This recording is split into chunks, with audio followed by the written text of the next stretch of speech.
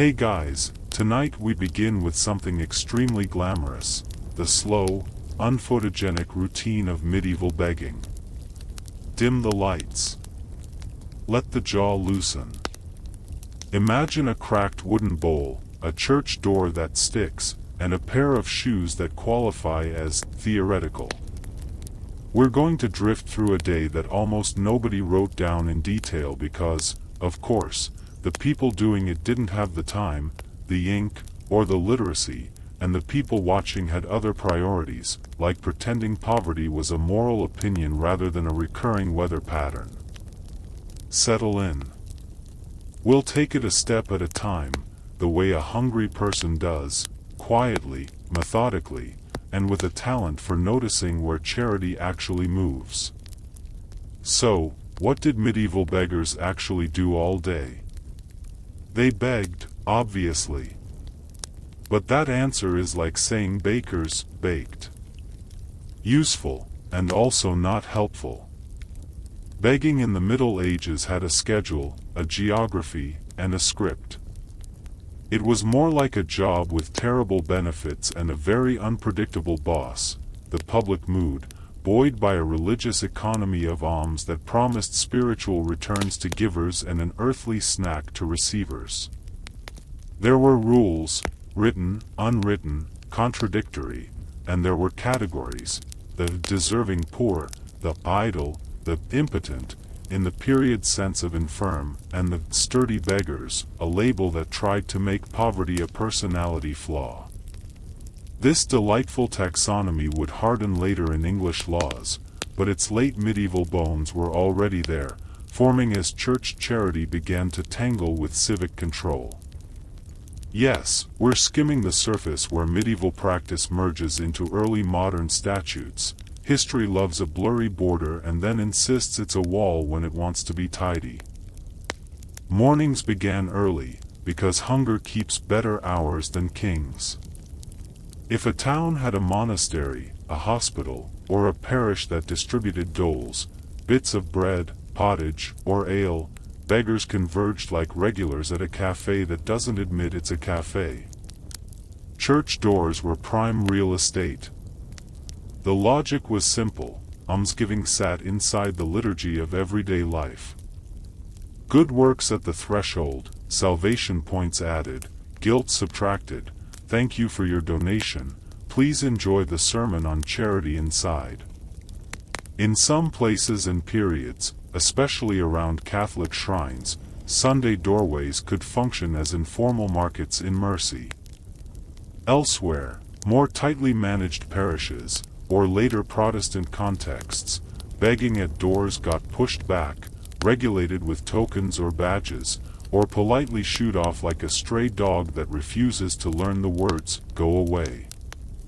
The rhythm varied by region, confession, and the local appetite for public piety versus public order.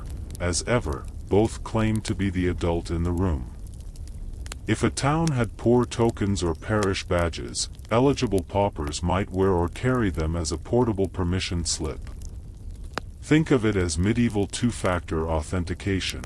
The body, plus a stamped sign of legitimacy. These tokens were meant to sort the known local needy from itinerants. Did it work? Sometimes. Also, sometimes people shared tokens, forged them, or simply operated outside the neat lines because hunger has a flexible approach to compliance. The existence of the token system tells a story. Communities wanted to do charity while rationing the audience. It wasn't cruelty for its own sake, it was the civic version of setting a budget and then getting annoyed when reality refuses to read spreadsheets. Pilgrimage sites were seasonal gold mines, if gold mine can mean a handful of coppers and a heel of bread. On feast days, processions, or market fairs, beggars drifted toward crowds the way bees find sugar. Pilgrims were primed to give. They'd come to display virtue, soothe guilt, or trade a few coins for a beggar's prayer. Yes, that was a thing. The poor man's prayer became a folk economy in itself, with wandering petitioners offering prayers for the living and the dead in exchange for alms. Not a scam, not exactly, more like a reciprocal superstition everyone agreed to treat as a sacrament light. Meanwhile, off-season and off-feast, the same church steps were as quiet as a closed ledger. Seasonal income was real. Poverty, unfortunately, did not respect the liturgical calendar. Mid-morning, strategy shifted. After the church doors calmed, attention moved to the marketplaces, the gates, the bridges, any choke point where people had to slow down long enough to listen. There was a performative grammar. The bowl wasn't just a container, it was a prop. The cloak became a stage curtain. Infirmity, if honest, was displayed, if not, it could be suggested. Yes, there were tricks. Beggars' reputations are a mix of reality and moral panic, but even moral panic needs a template. The averrer, a petty con described in later storytelling, someone who dramatized a need to aver a claim, rests on the truth that performance mattered. Storytelling worked. People like narratives, even tragic ones, especially when a coin can buy a better ending for at least 15 minutes. Food acquisition was continuous. Coins were great, bread was better because bread solved the problem immediately and took up space in the stomach like a good lie takes up space in a conversation. Hospital doles, think charitable hostels, not modern surgery hubs, could provide a bite at noon. If a hospital or confraternity ran a daily alms queue, the line would form with clockwork eagerness. The staff had rules, how much, how often, to whom, and those rules had loopholes, the kinds that locals knew and outsiders learned by watching. This is true in every century, someone always knows the back door. Afternoons, repositioning. Towns were little theaters in the round. A person might try the baker's lane when ovens were hot and scraps appeared, or hover outside a tavern kitchen when the great medieval culinary favorite, pottage of miscellany, got ladled out with social conscience. Informal networks formed. Beggars borrowed eyes and ears from porters, servants, and the kind historically underrated, women running household purchases, who could add a crust to charity as efficiently as they added salt to soup. The men with the purses liked to believe they controlled the flow of alms, the women running errands often controlled the spigot. Medieval domestic power was more hydraulic than legal. We should pause on the difference between beggars and mendicant friars. Not because the two never overlapped in public imagination, of course they did, a hood looks like a hood from across a square, but because intention mattered in theory, and sometimes in practice. Mendicant orders, Franciscans, Dominicans, embraced chosen poverty, begging without shame, as a spiritual discipline. They gathered alms to support preaching, teaching, and service. The poor begged to live another day. Both approached the same donor pools, and yes, they collided. Charity could be siphoned by sanctity. Some donors handed coins to friars happily, and then declined the ragged layman with an apology dressed as theology. Others split the difference. The marketplace kept working. Hunger is ecumenical and doesn't hold grudges when dinner is at stake. What about travel? Many beggars were local to a parish and known. Others were itinerant, moving with the seasons, the work cycles, or bad luck. A harvest failure could turn someone with a marginal trade into someone seeking alms fast enough to bruise the ego. Vagrancy statutes in late medieval and early modern England began sounding like stern schoolmasters. Able-bodied wanderers? Scolded, whipped, or sent home with the enthusiasm of an administrative memo pretending to be justice. The impotent poor, elderly, disabled, sick, were often licensed to beg in a defined area. The line between "we help you" and "we move you along" was drawn with a blunt quill and a tired conscience. The system's first principle was simple: charity should be local, visible, and therefore controllable. However noble that sounds, it also kept poverty from becoming a traveling exhibit, which authorities disliked the way a cat dislikes baths. Let's float to the craft of solicitation. Voice mattered. Tone mattered. A petition that sounded like a prayer could slide into the donor's moral accounting as neatly as a coin slides into a hand. Some beggars offered blessings as a product, an exchange every bit as structured as buying onions. Prayers for a dead child. Prayers for safe travel. Prayers for the soul of a miser who wanted insurance against rumors. These weren't just words, they were receipts stamped on the conscience. Conversely, the dreaded beggar's curse haunted popular imagination: give nothing and risk a muttered hex. People swore they didn't believe in curses. People also slept better after giving a half-farthing, which tells you everything. Afternoon also brought microeconomies. A small crew might control a corner, unofficially. One person watched for the beetles, the minor officials tasked with making public spaces less public, and signaled when to scatter or look innocent. Children ran messages. Pet dogs acted as props or alarms. A bedraggled dog could double donations, because pity spreads by association. Were there faked injuries? Sometimes. Was there theater? Frequently.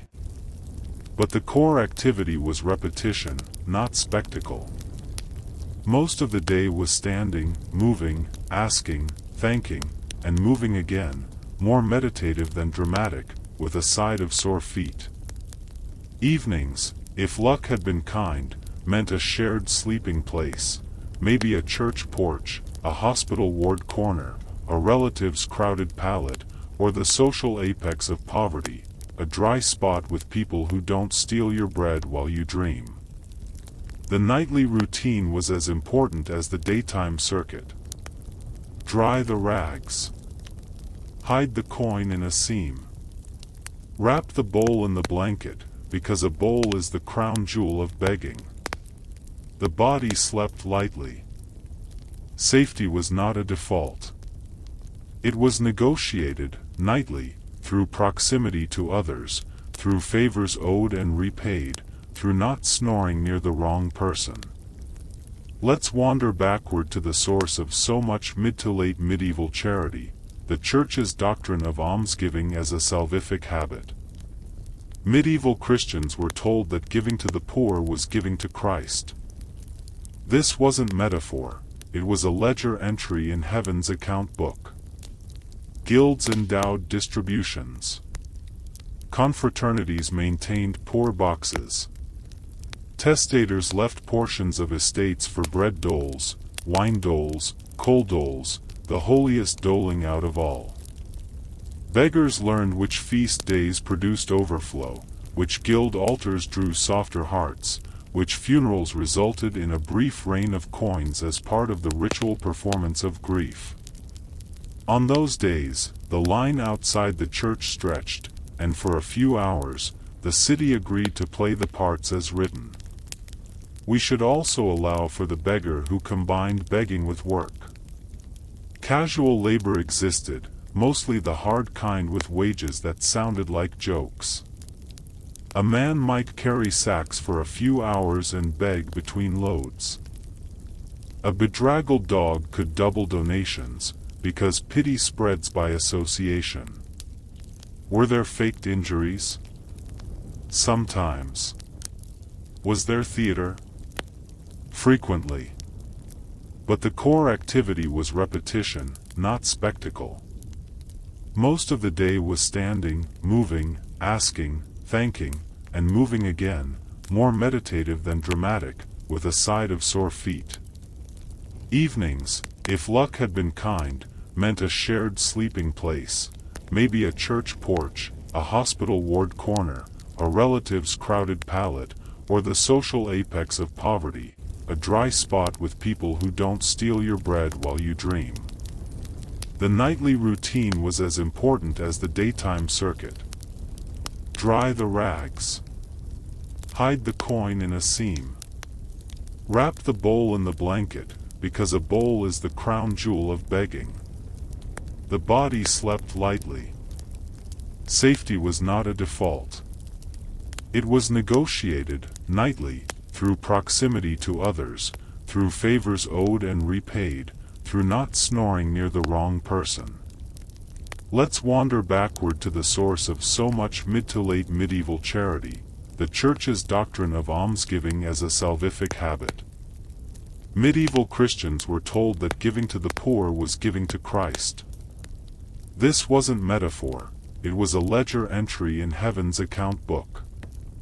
Guilds endowed distributions. Confraternities maintained poor boxes. Testators left portions of estates for bread doles, wine doles, coal doles, the holiest doling out of all. Beggars learned which feast days produced overflow, which guild altars drew softer hearts, which funerals resulted in a brief rain of coins as part of the ritual performance of grief. On those days, the line outside the church stretched, and for a few hours, the city agreed to play the parts as written. We should also allow for the beggar who combined begging with work. Casual labor existed, mostly the hard kind with wages that sounded like jokes. A man might carry sacks for a few hours and beg between loads. A woman might wash, sweep, or act as a temporary nurse in a lay hospital, then solicit alms on the way home. The fantasy that the able poor should simply work runs into the reality that work wasn't reliably available, and when it was, it paid best in exhaustion. Late medieval statutes scolded in the voice of a mother who can only afford one tone. It didn't change math.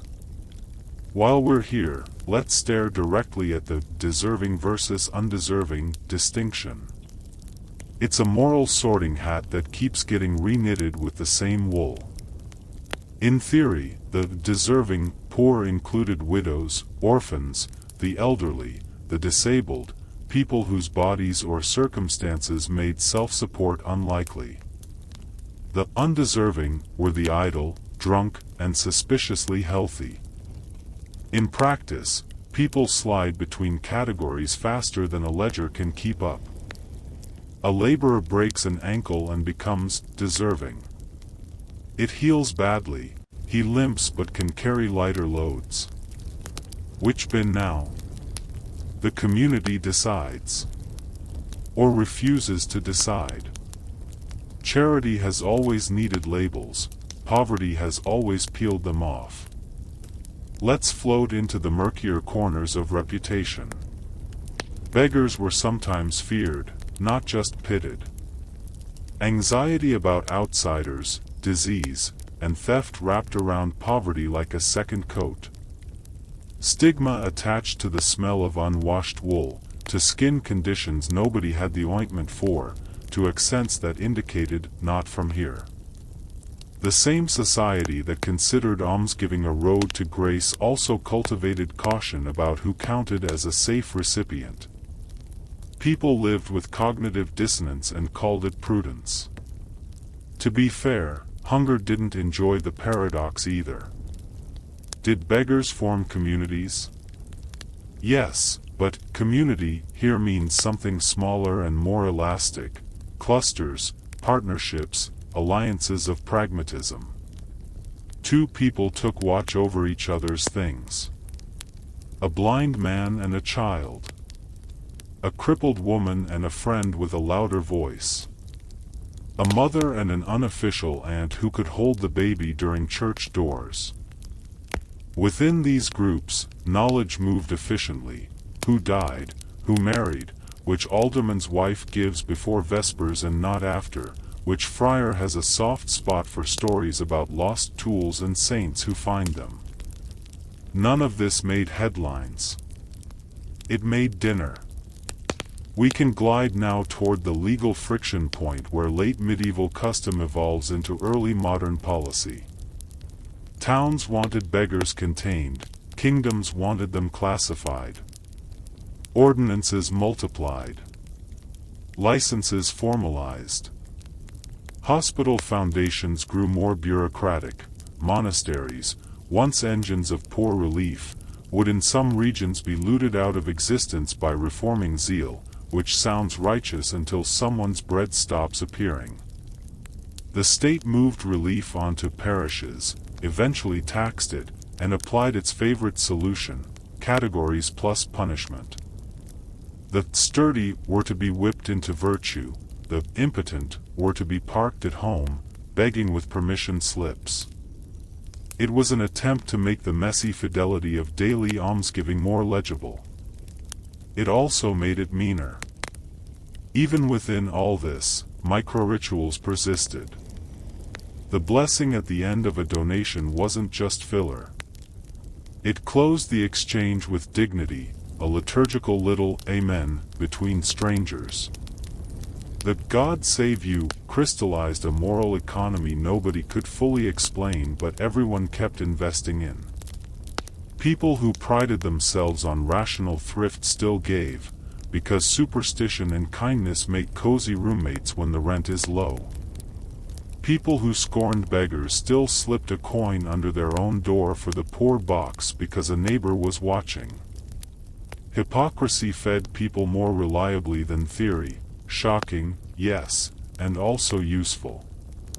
Late at night, when the town exhaled, beggars reviewed the map of tomorrow in their heads. Try the fish market early, heads and bones can become broth. The Church of Our Lady after the bell, yesterday the sacristan looked forgiving.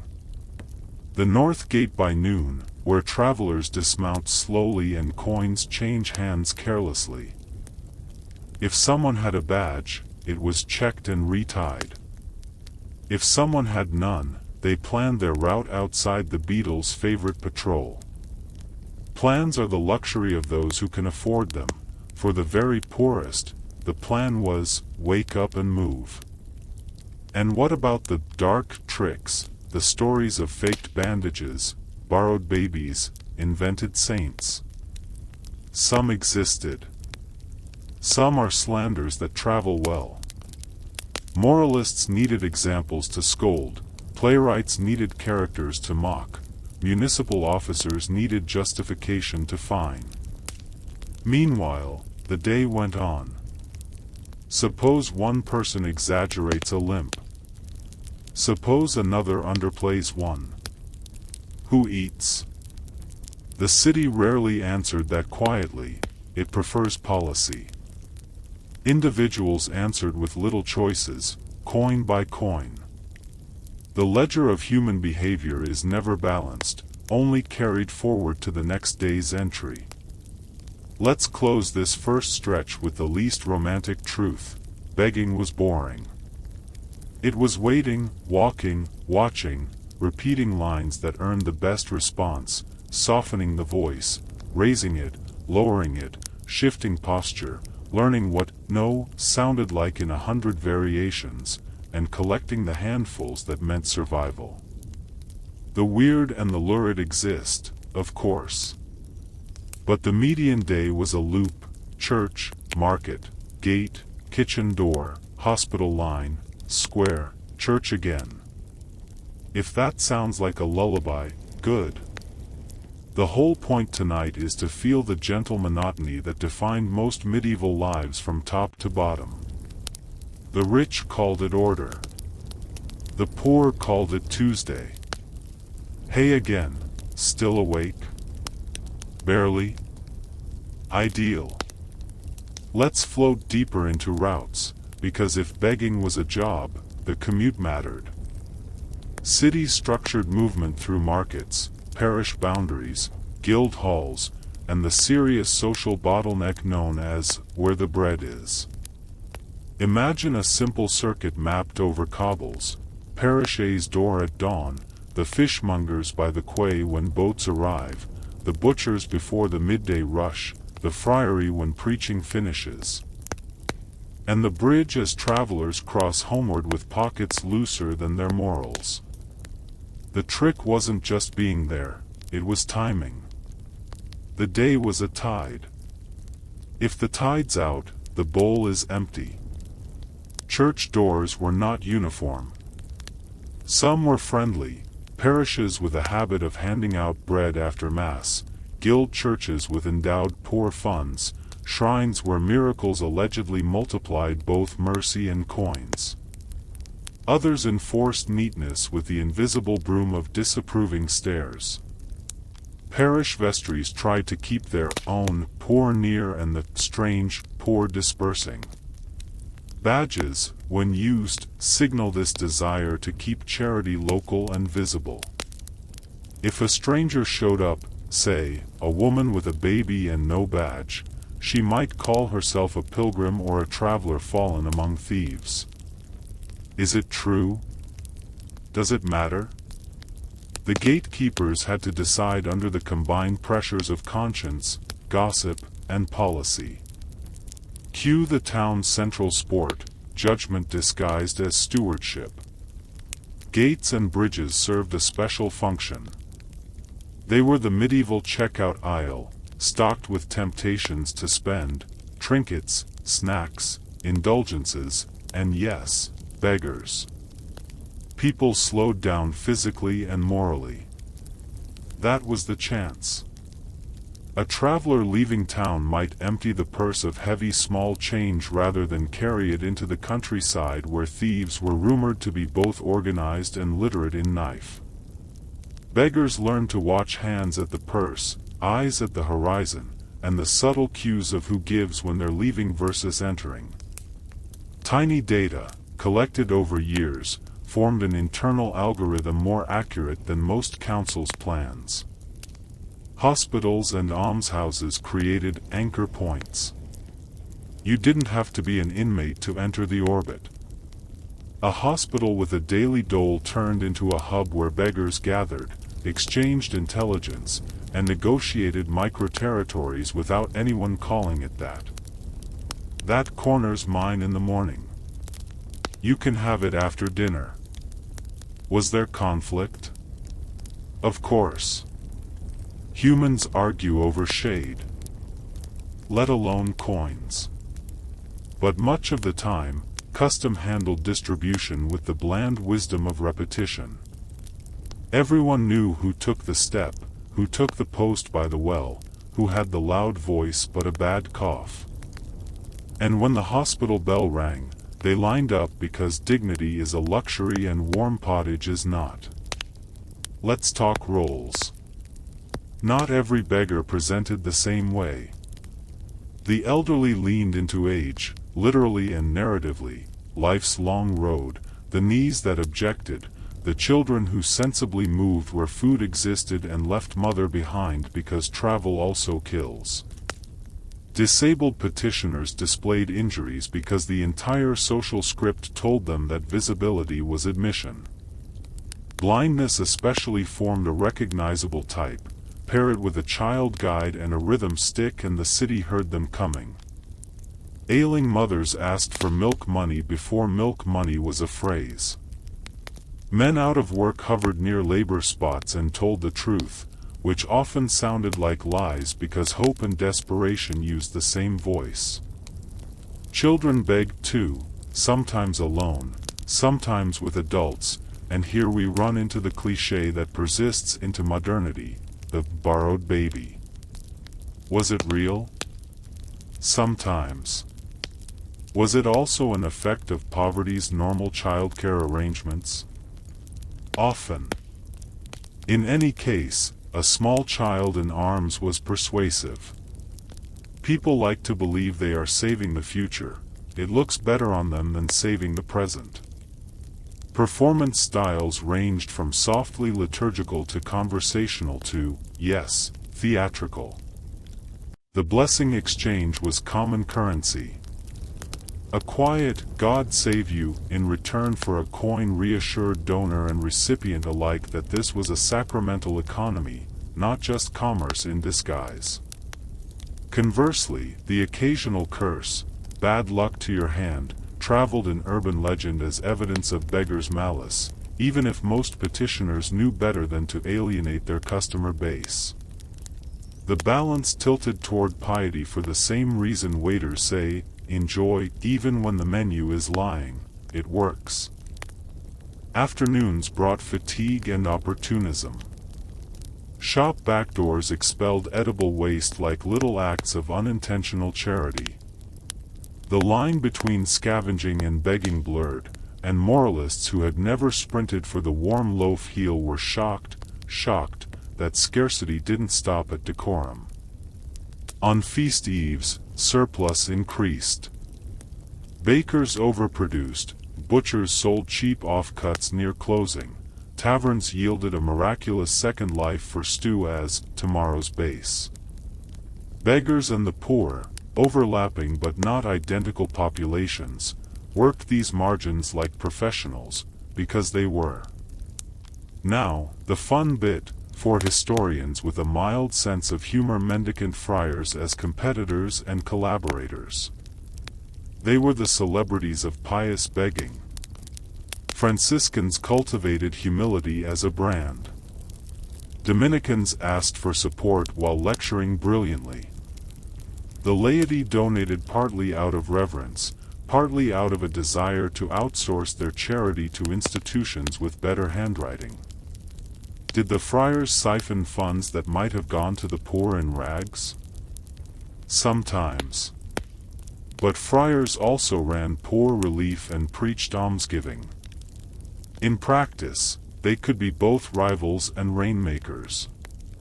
The economy of saving souls relied on cash flow. Institutions need donors, donors need narratives, and beggars, inconveniently, needed food today. The tension didn't resolve, it persisted. Welcome to society. Evening, recalibration. If you're picturing a warm hearth and a contented sigh, adjust expectations downward. Often it was a drafty porch, a corner near the public ovens after the fire was raked out, or a bed in an almshouse for those who qualified. Qualification meant rules. No swearing. No fighting. Attend prayers. Don't steal blankets. Many complied because a rule is a cheap price for warmth. Some didn't, and they moved along, taking their chances under eaves, stadium seating for rain. What about clothing?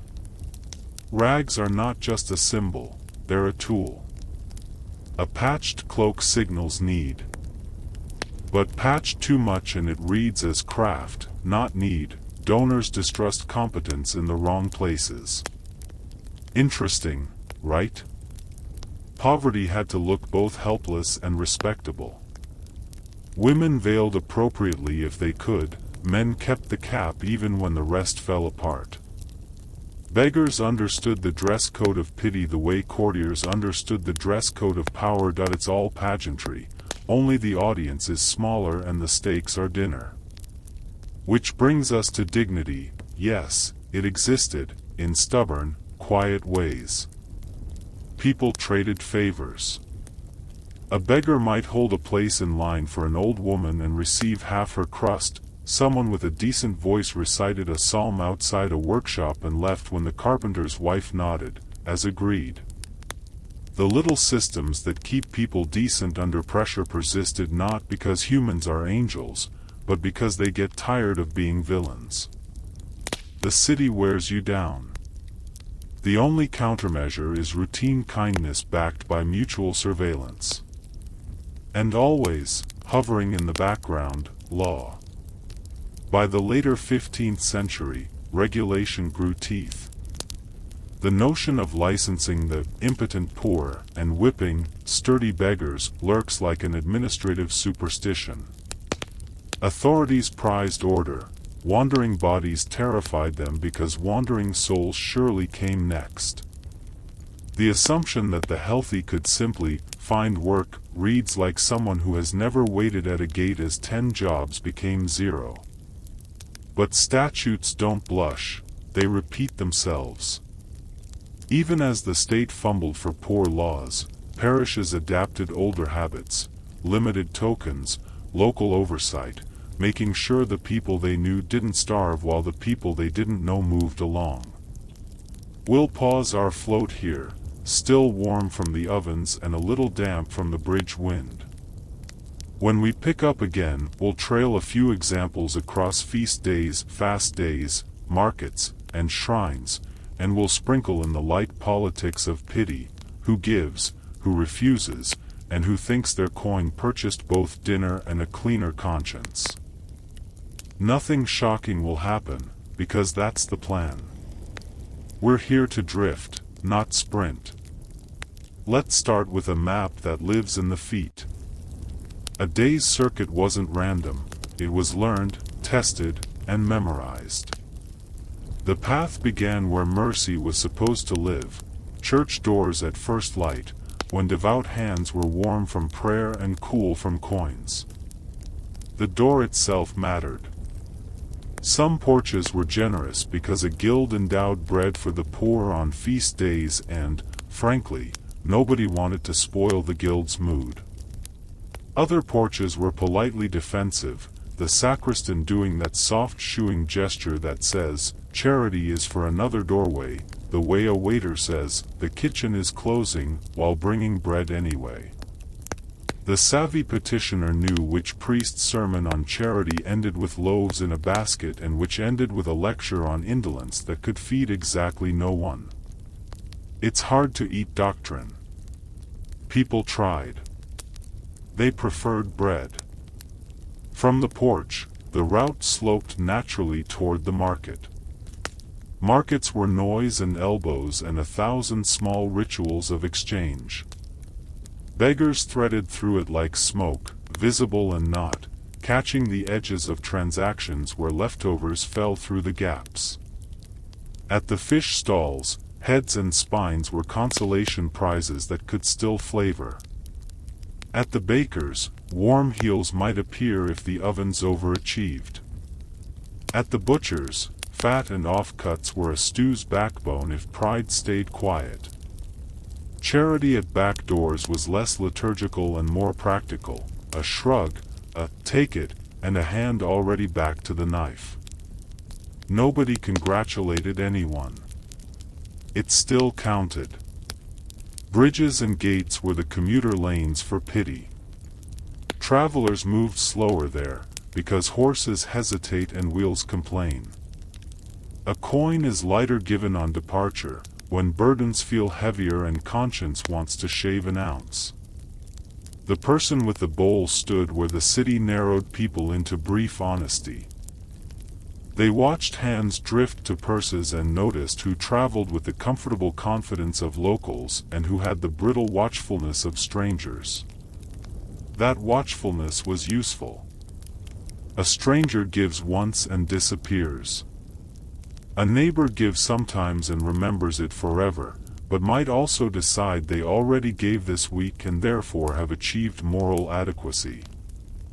There were unspoken quotas. People tracked themselves. The poor tracked the people tracking themselves. It was all very human and faintly ridiculous. Now, roles. Not everyone asked the same way because not everyone had the same body or the same story. The elder leaned into age without romance, just the facts of a spine that negotiated with gravity. The injured showed scars because proof mattered to a public that wanted evidence on demand. Blind petitioners found a child's hand or a stick's rhythm and made an audible presence that turned a crowded street into a listening exercise. Mothers with infants occupied the oldest theater of compassion, the future looking directly at the present, leaking. And then there were those with nothing to display except a voice that could coax guilt into generosity. That voice learned the cadences that sounded like prayer without becoming sermon, because sermons reminded donors of the people who were supposed to be doing organized charity. A donor prefers to feel spontaneous. Timing was an art form. A bell matters. Bells structured city life the way phone notifications do now, less ignorable, more bossy. A petitioner learned the sonic calendar, the mass that spills kind parishioners, the guild meeting that produces generous merchants, the funeral procession that makes everyone momentarily softer around the edges. A funeral could be a brief rain of coins, penance in motion. The poor were part of that choreography, not as props, though the wealthy sometimes treated them that way, but as participants who understood the script and, more importantly, the exits. Hospital doles made anchor points in the afternoon. A line formed in a courtyard where walls held heat and rules held expectations. Names might be known, the staff had a sense of who was ours and who was passing through. Passing through sounded like a character flaw in administrative language. In reality, it was weather. Bad harvests make travelers. So do debts and unlucky illnesses. The hospital had its own small law: arrive on time, accept the portion without theater, leave room for the next body. Order helps feed more people. It also creates a myth of adequacy. Someone always arrived after the ladle scraped the bottom. Someone always learned to come earlier. We should linger with the blessing economy, because it's the most medieval thing in the room. A coin earns a "God save you." A crust earns a prayer for a dead relative, retroactively smoothing someone's afterlife in the donor's head. The return on investment is spiritual, portable, and delightfully unquantifiable. People acted like it mattered because it did, to them. And yes, a few muttered curses existed, the reputation of the beggar's hex haunting alleyway gossip, but people who solicit favors learn customer service faster than they learn witchcraft. Blessings scaled better. They were also warmer to say. The competition question floats up like steam: what about beggars versus friars? This was not a cage match, it was a shared audience. Mendicant orders practiced chosen poverty and taught almsgiving as a pathway to grace. Lay beggars practiced enforced poverty and taught almsgiving as a pathway to dinner. Donors split their coins along theological, social, and frankly aesthetic lines. A neatly roped friar with a fine voice could collect funds efficiently. A ragged man with a story about a lost tool and a saint who finds things might collect enough for stew and the illusion of control. Sometimes the friars rechanneled gifts to the poor. Sometimes they didn't. The city tolerated the ambiguity because tidy answers rarely generate warm meals. Evening was an inventory. Bread, coins, scraps, information. The last one mattered most tomorrow. Who's sick where? Which porch got stricter? Which beetle decided today to become a zealot? The informal network hummed gently, a pair of elderly women sharing one better cloak between them on alternate days in winter, a blind man and a child who traded route duties when rain made everything slippery, a mother who knew which shopkeeper quietly left milk by a back step and which one performed charity like theater and demanded an audience. The city pretended it did not notice these quiet arrangements. It noticed enough to let them work. Let's incline toward clothing, because medieval charity liked its recipients labeled by fabric. Rags signaled need, but there was a fussy line between pitiable and suspect. If the mending looked skilled, a donor might admire the work and then marvel that the worker still asked. If the mending looked clumsy, a donor might tut about indolence while giving a coin anyway, because people love to criticize on their way to being decent. Women adjusted veils to avoid scandal while leaning into pity. Men kept caps on to keep heat and dignity in. The best garment was the one that could be shrugged into sleep without waking up frozen. Legality wandered in and out like a beetle with a checklist. Licenses existed, badges, tokens, parish approvals that transformed a person into a permitted petitioner. They didn't always save anyone from a scolding, but they supplied a script. "I belong here" is a powerful sentence when the alternative is "move along." Authorities divided the poor into the approved and the theoretical. The approved begged inside lines drawn with ink. The theoretical begged on the wrong side of someone's patience and learned how fast a stick can write on a calf. The moral categorization. Impotent versus sturdy comforted officials with the idea that suffering can be filed properly. It cannot. Filing cabinets don't get hungry. Let's float now to feast days and fast days, the calendar's two moods. On feasts, mercy loosened its laces. Processions multiplied warm pockets, people threw coins at the idea of goodness, and the air tasted briefly of spice and possibility.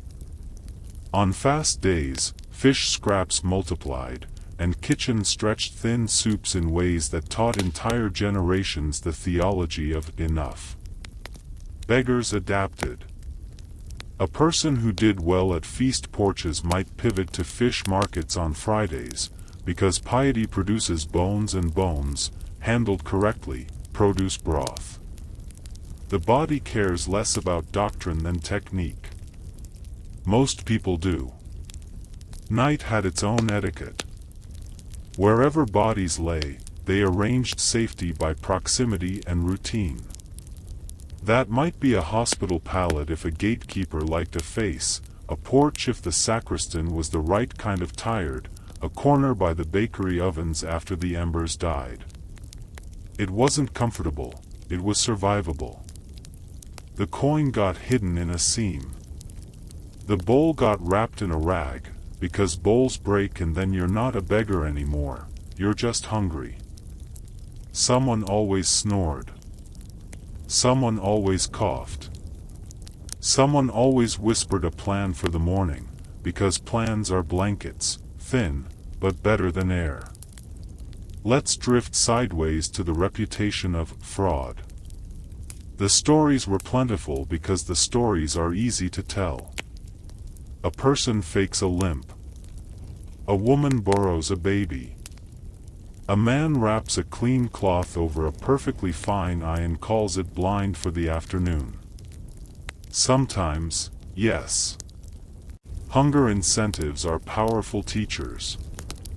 But the public's favorite cautionary tales often told a different truth, that donors wanted their pity to be efficient, their virtue to be clean, their coins to purchase not just food but certainty. Certainty is the one thing poverty never sells. The price is wrong. People bought probability instead and fell asleep telling themselves they bought proof. It worked well enough to keep the machine running. Now, because the tone of the night invites it, a gentle glance at the way beggars learned to read the city. They were the informal sociologists of the street. Which guild is prosperous this quarter? Follow the boots. Which tax hit which trade? Count the closed shutters. Which sermon theme trickled down into talk and affected hand movements at the purse? Track it. Power announced itself loudly at noon from a balcony. Need whispered back at dusk from a doorway. The conversation never ended, it only changed topics. As for children begging, nothing about it is romantic up close. But it was, and is, real. Some ran messages for adults because small feet move faster and draw less official heat. Some voiced petitions in the high, clear register that makes a distracted merchant listen. Some learned the route as a family education in survival. The city might scold about corrupted youth. The city then bought kindling from those same hands. Irony napped lightly in public places. Late medieval and early modern rules tried to formalize this chaos with paperwork. Parishes took responsibility for their poor as a way to keep the bill local and the sightlines clean. Tokens, badges, lists, order by embroidery. Outsiders became a problem to be moved, as if hunger respects border controls. Laws adopted the tone of a stern parent who can afford exactly one tone. Whipping entered the script, because punishment is easier to budget than bread. The licensed begged, the unlicensed sometimes hid. The licensed sometimes starved anyway. Nobody wrote a triumphal hymn for that part. Let's lift our heads toward the mendicant orders again for a breath of context. They kept preaching the spiritual duty of almsgiving and, in their kinder incarnations, turned some of that flow into soup and shelter. They also kept teaching that voluntary poverty has dignity. The involuntary poor learn to live near that dignity without being allowed inside it. If that sounds like a bitter contrast, it is. It's also how institutions usually work. They model a virtue, and then the world tries to do a cheap knockoff that at least warms some hands along the way. Before we let the eyes grow heavy, a word about dignity that doesn't announce itself. It's in the way two people split a loaf without measuring the halves. It's in the way a petitioner thanks without groveling and a donor gives without baiting. It's in the agreed fiction that a blessing is a fair exchange, even when everyone knows the scale is broken. Those fictions keep things softer. Softer is workable. Harder breaks quickly and loudly, and then officials start writing rules again. Tomorrow's map waits on a mental shelf, church steps with a kinder usher, the lane where the cook puts out peelings, the widow who gives every third day because that is her cadence and any more would sink her. The plan is the same as yesterday with small edits for weather, rumor, and who scolded whom. It's not exciting. That's the point. We're following lives designed by necessity to be repetitive. Repetition is a survival strategy. It's also a lullaby, and that's why we're here. Let's float to one last scene for this part, the edge of the square at dusk. A child counts the day's chads of bread like coins. An old man ties his rag tighter and calls it a belt. A woman laughs, quietly, at a joke only hunger finds funny. The bells tell the hour. The dogs start their rounds. The city closes its eyes except for the parts that never sleep. No one is saved by a plot twist. No one is ruined by one either. It's all the same gentle arithmetic: steps, doors, bowls, hands, a word of blessing, a mouthful of stew, and the luxury of thinking about nothing for a few minutes before sleep. The square fills with stalls. Tallow and fish argue with incense, and the town remembers it loves spectacle as long as spectacle ends by bedtime. For beggars, vigils and feasts are high tide. Not because everyone gets rich, no one does, but because the city agrees, briefly, to act generous for reasons that sound holy and behave practical. People want to feel different on a feast. Giving is the cheapest costume change available. The route shifts slightly for feast days. Church doors first, of course, but now the doors have subdoors, side chapels, guild altars, the place where a confraternity sets out its charitable table like a spiritual bake sale without the baking. The performance softens. Petitioners angle themselves by the line of approach, not the line of exit, because approach is when the heart is louder than the pocketbook. After Mass, the same door is still useful, but the edge dulls. People already gave inside, they'll tell themselves so firmly that the hand hesitates. Even generosity loves a receipt. Shrines turn this into a playlist. If a church had a reputation, miracle of the saint who found lost tools, saint who comforted childbirth, saint who cured a specific rash everyone pretends to call a rash, then the threshold gathers the group that needs exactly that. Beggars learn to pitch their story along that frequency. For my boy, whose cough rattles. For my eyes. For the road to my mother. It's not manipulation, it's the local dialect of hope. The donors respond because people love to match the label and feel clever. And if a pilgrim's purse is fat with the coin set aside for piety, so much the better. No one audits intent at the door. Around shrines, there's also the economy of extra. Vendors feed the devout. Musicians court distraction. Mendicant friars collect alms for the works of mercy and, sometimes, hand out bread in the same courtyard. The laity's coin chooses pathways like a rivulet in sand, to the friar with a proper box, to the hospital porter's hand, to the poor bowl held steadily at chest height. There's no master plan, only habit. Habits keep cities from dissolving. While we're here, let's speak in a flat tone about hierarchy. Beggars arranged themselves without needing a committee. The blind got the audible place where the staff's tap can be heard across the churn. Those with visible injuries took the place of highest visibility because proof fends off lectures. Elders sat where standing would be a sermon about pain that no one wanted to hear. Women with infants chose edges where the crowd compresses without crushing. Children, when present, floated as runners or found a spot where a small voice could pierce. This was choreography learned from yesterday and the day before. Nobody wrote it down.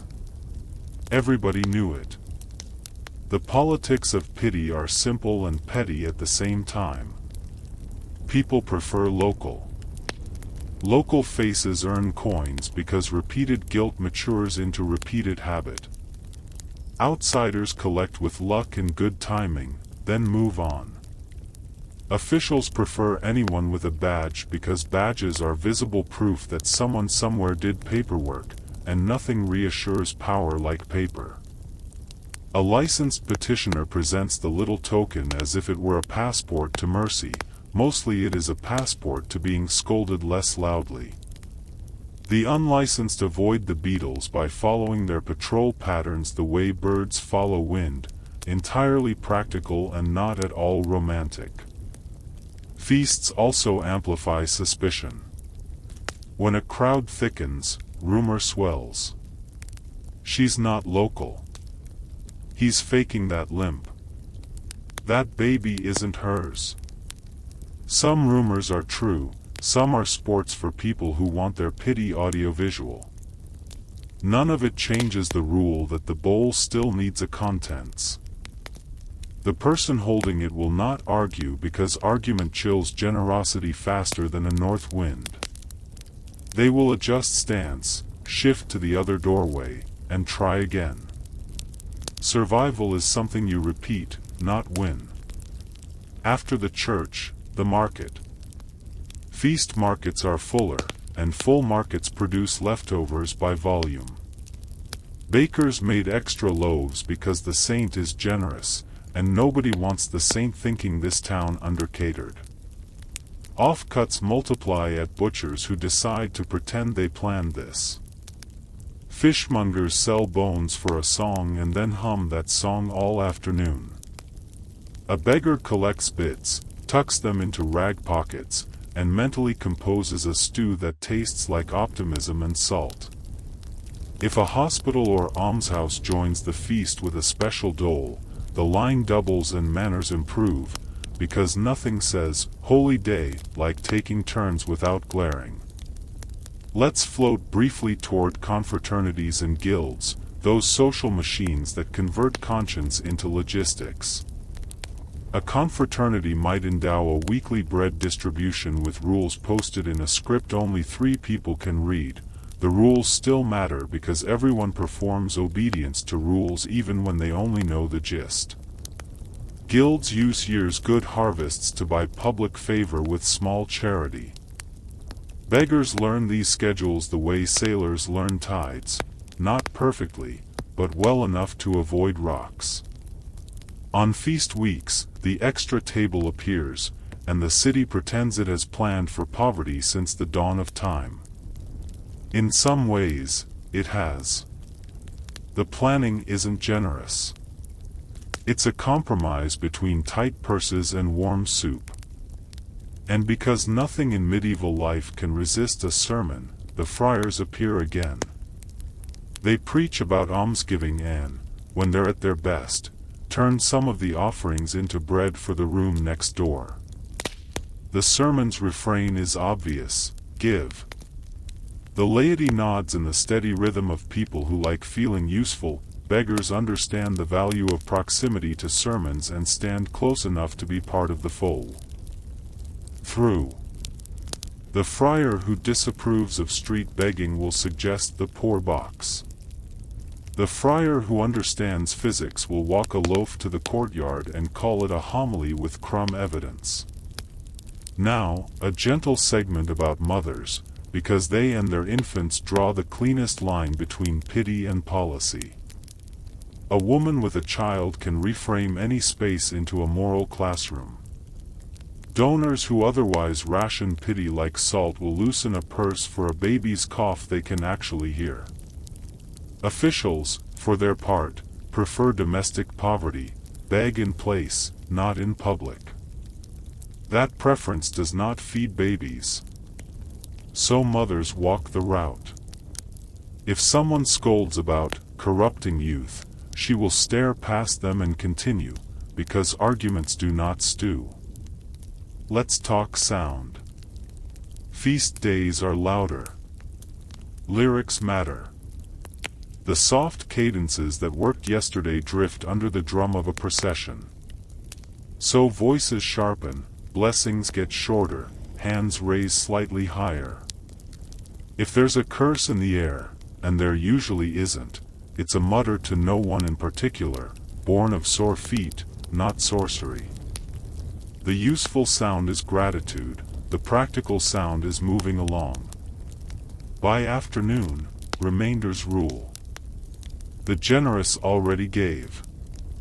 The prudent already explained why they might give next time. So the bowl moves from doors to back lanes, where a tavern's bucket of peelings becomes a throne for the day's best dinner. A porter waves someone toward a kitchen step. A baker's child, possibly forbidden to do so, smuggles a heel as if participating in a sacred crime. The city's rules occasionally bend at the joints where children stand, because children like bending rules and adults like pretending they can't see it. Everyone sleeps better. Evening at a shrine town draws travelers back through the gates. That's one more pass at the bridge, a last chance for those coins that bruise a purse. A blessing is offered and accepted with the bored relief of people who have finished being devout for the day and now want to be fed. The beggars who planned for this are still at their posts because knowing when the second tide hits is the difference between a thin stew and a thin stew with a story. With feast days come watchful eyes, beadles, constables, and the sort of official whose personal identity is enforcing what I was told yesterday. Licenses help, they do not guarantee gentleness. The licensed beggar presents the token like a knight would present a passport, only with less ceremony and more hope. The unlicensed calculates angles, shifts places, and relies on the oldest legal strategy in poverty, not being where scolding happens.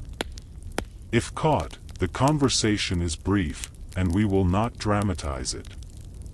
There are lectures. There is moving along. There might be the sort of tap with a stick that officials call correction and bodies call regrettable. Let's drift to fast days, because they're the quiet cousin of feasts and they shape the food economy. Fish replaces meat in many households, fish scraps replace meat scraps at the back door, and the beggar's stew becomes a river story. Fasts mean more broth and less fat. They also mean kitchens cooking simpler, which lowers the number of edible mistakes, fewer overbaked loaves, fewer unsold meat pies. Beggars adjust expectations. They lean harder on hospital doles and less on tavern waste. It's not virtue, it's arithmetic. Time for the neighborhood politics. Charity loves to think it's pure. Charity is also nosy. Neighbors prefer that their poor be fed because it advertises a successful parish. Outsiders unsettle that narrative. So parishes develop tokens, lists, and the moral equivalent of garden walls. Beggars respond by finding the cracks in the wall, which they call Tuesday afternoon. Some locals share their token for the day with a friend because enforcement sleeps eventually. Some beetles ignore a stranger one day and not the next because authority also needs naps. The whole system rests lightly on fatigue. Fatigue, ironically, is kind. We should also sit with the reality that not all beggars are perfectly poor all the time. A good feast week might stock a pocket with a few extra pennies. That is not wealth, that is insulation against 3 bad days, which come without announcing themselves. If a person repairs a shoe with that money, a donor later might sniff that the shoe looks too good. People want poverty to stay legible. Poverty wants to stop leaking through the soul. It's an awkward conversation they have daily, in silence. Some places developed awkwardly formal structures around begging, brotherhoods, lists, regular routes, that turned poverty into a guild of last resort. Whether these arrangements protected the weakest or fenced out the newest depends on the town, the year, and who got to write the rules.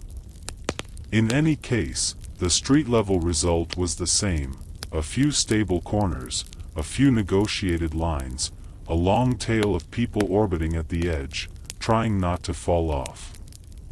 Let's float now through one more slow loop. Following a single petitioner we'll call Tomas because the name is everywhere and it offends no genealogies. Dawn at the parish door, he positions himself where the morning sun warms stone and knees. He has a licensed token, leather soft and city stamped. He holds it visible, as much a part of his outfit as the patched cloak that used to be someone else's sleeve.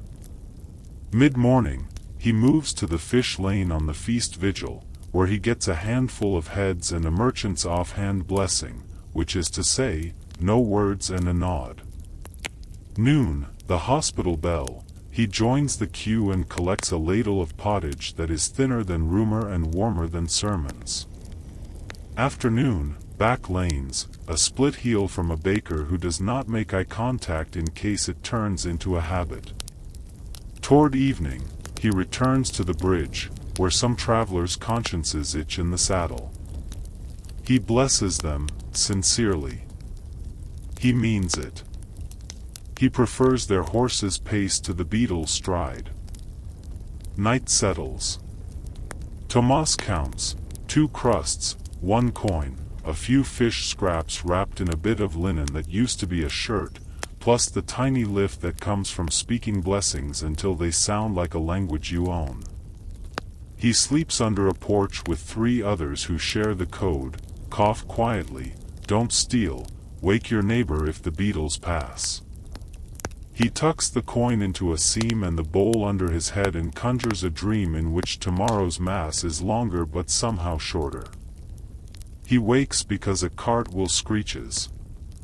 The city resets. The route begins again. The politics of pity end the day with an aftertaste.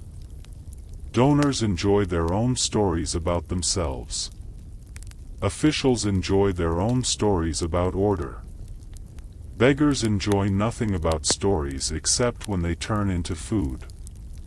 Between those worlds, 1,000 small courtesies pass hands like coins, a look that isn't contempt, a hand that doesn't grab, a scolding softened into a suggestion. It's not much. It's what people have. Before we drift to the next part, a word about dignity that persists without announcements. A woman gives her nugget of cheese to someone older because she can chew bread and he cannot. A child holds a sleeping stranger's bowl so it doesn't roll. A friar, whose voice could fill a square with doctrine, uses it instead to ask a merchant to double the hospital's flour delivery before winter. None of this makes a chronicle. It makes a night pass. Next time, we'll keep the same drowsy pace and trail the edge cases and occupations that blur with begging, casual labor that pays in bruises and bread, licensed parish poor who live inside a shrinking circle, and the itinerants who ride the line between tolerated and moved along. We'll also sit with sickness, because illness and poverty are after all cousins who borrow each other's coats. Still calm, still flat, still gently specific. Keep the lights low. The city doesn't mind. It's used to being watched quietly. Not the dramatic kind that earns a priest and a crowd, but the steady ache that rearranges a routine. Coughs that won't quit. Eyes that blur. Legs that argue with stairs. In a world without modern medicine, this was background noise. For beggars, illness was both the cause and the instrument of survival. An ailing limb explained the bowl. A clouded eye excused a corner near the warm wall. But illness took its own cut, of energy, of routes, of patience. A person might aim for the church porch at dawn and find that the body decided it was noon when they arrived. The city didn't rearrange itself out of sympathy. It was always, try again tomorrow. Hospitals existed, but not the kind with beeping machines and negotiable bills.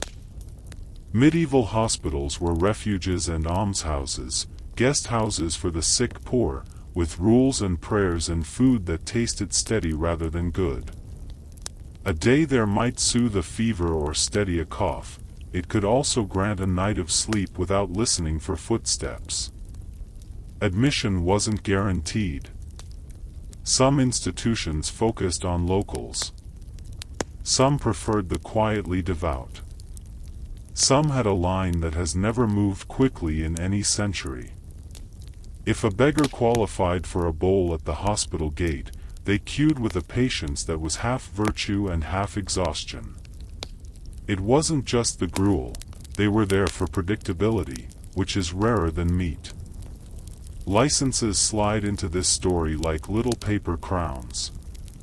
Towns loved to sort the needy into boxes that felt tidy. So a licensed beggar wore a badge or token, a small, portable proof that the parish had, in theory, checked the story. The token said, "This person belongs to our care," within limits. It did not guarantee generosity, it guaranteed fewer lectures. The unlicensed learned to choose routes outside the beetles' likely patrols, shifting like shadows with a keen sense of where not to be. If that sounds like stealth, it's really experience. The best defense against trouble was knowing where it usually walked. Public ethics divided the poor into the unable and the able, with a confidence that didn't survive contact with Tuesdays. The unable, elderly, disabled, sick, could beg with permission. The able were supposed to find work that did not exist at 3 in the afternoon, on a wet day, during a bad harvest, after a fever, when the foreman had already chosen nephews. The law used one voice for both reality and aspiration. The bowl used another. The two voices didn't harmonize. They coexisted, politely irritated with each other. Edges mattered.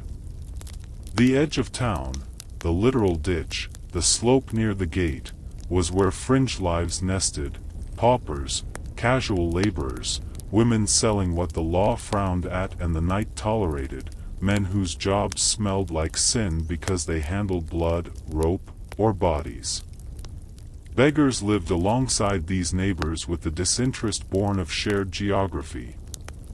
Nobody lectured the hangman about reputation when the wind blew wrong. Nobody needed to. Everyone understood that useful work can look like disgrace from a balcony. Inside town, edges still existed, streets no one patrolled with zeal unless someone important complained. That's where beggars formed micro-communities with awkward rules that worked. Wake me at matins so I don't miss the hospital gate. Hold this spot while I fetch water, I'll split my bowl. If the beetle comes down the lane, tap twice. These weren't conspiracies, they were ways to turn a hostile schedule into something survivable. Work and begging blurred at the seams. A day could hold both. A man might haul sacks before dawn for a few pennies, then hold a bowl after his back politely resigned. A woman might wash linens at a hospital, then soften her voice at the church door on the way back. The modern fantasy that the able simply clock in and earn a living wage took the afternoon off in most centuries. Medieval cities ran on casual labor that paid mostly in soreness. The bowl covered the gap between work and dinner. There was always a gap. The moral theater continued at every doorstep. Donors rehearsed generosity in tones they liked to hear themselves using. Recipients rehearsed gratitude, blessings, and the soft exit that avoids turning kindness into a habit the giver resents. Both sides performed a script everyone knew, which is why it usually worked. On bad days, the script fell apart.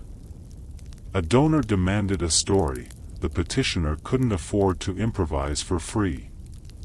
Words turned sharp, and the coin stayed home, and both of them walked away convinced the other needed better manners. Tomorrow they would try again and pretend today didn't count. Let's drift to feast cycles and what sickness did to them. On high days, even the unwell tried to reach the shrines or crowded porches, because feast traffic meant more chances. That sprint, shuffling, really, often cost the next day's endurance. Bodies aren't budgets, they don't balance automatically. So the week after a feast could look thinner, as if the city were paying itself back for a brief bout of virtue. Hospitals knew this rhythm, doles thickened slightly, as if someone had learned that generosity has an aftershock. Maybe they had. Maybe they just had leftover flour. Children and illness made a cruel duet. A coughing child in a mother's arms doubled coins and halved sleep. The line between compassion and policy offense was a doorstep you crossed with care. Officials worried about the optics of childhood at porches while donors worried, correctly, about children who had to eat. Mothers navigated with a focus that did not invite advice. If someone suggested work, she held up the baby with the eloquence of necessity. The conversation ended without words. Let's sit with the interior tools of the trade. A good bowl was a small fortune, wood that didn't splinter, a rim that didn't cut, a shape that felt right in a palm. A passable cloak was an argument with wind the beggar could win every other day. Shoes were a someday item, most feet learned the city by touch. The badge, when present, hung where an official could see it without being invited into the body's space. The stash line in the hem felt for a coin every few blocks like a rosary. These objects were the kit. They aged with the body and outlived some bodies, moving quietly to the next owner who needed them. Nothing ever really belonged, it circulated. At this pace, it's tempting to imagine begging as static. It wasn't. The rules mutated. A council decided to issue fewer licenses this winter because grain was tight. A hospital changed an hour for doles because the bell rope broke and someone had a better idea. A friar preached harder about the poor box and softer about street giving, and for 1 week bowls felt lighter near the porch and heavier near the sacristy slot. Beggars adjusted faster than policy. Survival requires a short learning curve. The late-day routine was its own religion. Dry rags near warmth. Mend a seam with thread that wanted to be a metaphor. Check the badge cord. Count the days take in the body's calculator. Crusts, scraps, coin, news. The news mattered most tomorrow. Who died, who married, which patron in which house was thankfully ill, which clerk announced a new rule with the energy of a man who had slept through the old ones. Gossip fed people longer than bread, it turned into tactics. We'll end this stretch with a portrait that doesn't ask for pity, just attention. A licensed widow sits by the west door because the wind is kinder there. Her cough is a metronome. She blesses without flourishes. She's known, by name to a few, by face to most, by category to officials. On better days, she trades her spot at noon to an older woman who cannot stand morning cold. On worse days, that older woman trades back. If a child appears with a heel of bread from nowhere, both women pretend not to see the breaking of the house rule that says, no freebies. The child pretends not to notice both of them bless in the same rhythm. The beetle walks past. He is tired of being certain. It looks good on him. Tomorrow, we'll keep drifting along the edge, port cities with wider purses and harsher weather, pilgrimage towns that rewarded specific stories, and the way winter rewrote every route with the authority of ice. Still calm. Still mildly snarky. Still following bowls and bells rather than heroes. A Roman legionary ever pretended not to care about staying warm after sunset. Dim the lights. Let the shoulders sink. Imagine a long march ending under a cold sky, a square of raw ground that will become a neat temporary city by habit, and 8 very tired men who know exactly where the wind sneaks under leather. No trumpets. No glory speeches. Just cloaks, embers, and the slow choreography of warmth as a shared project. Let's set the scene the way the Romans did, with the tent, the team, and the little square of order called a contubernium. 8 men, 1 tent, 1 mule, a bundle of tools, and a shared knowledge that comfort is something you assemble out of repetition. The tent, leather, stitched, a low brown wedge called a papilio, wasn't a romantic pavilion, it was a windbreak that smelled like a tannery, which is exactly what you want when the alternative is sky. The contubernum existed to keep men attached to one another, to their gear, and to the tiny routines that make misery manageable. The decanus, the senior tent mate, knew where the pegs go, how to angle the rope so rain runs away, and which corner puddles by default. It isn't tactical genius, it's survival by layout. Now, clothing. The warmest thing a Roman carried wasn't a philosophy, it was wool. The standard soldier's cloak, the sagum, was heavy, coarse, and blissfully indifferent to fashion. Rectangular, reddish-brown by tradition and practicality, it doubled as blanket, ground sheet, wind cloak, and the emotional support object of an entire army. Centurions wore cloaks too, because authority doesn't insulate by itself. The cape was still wool, still weighty, still necessary when orders stop talking and the night starts. If rain had opinions, and it did, the paenula, a hooded, bell-shaped wool garment, turned a man into a walking tent.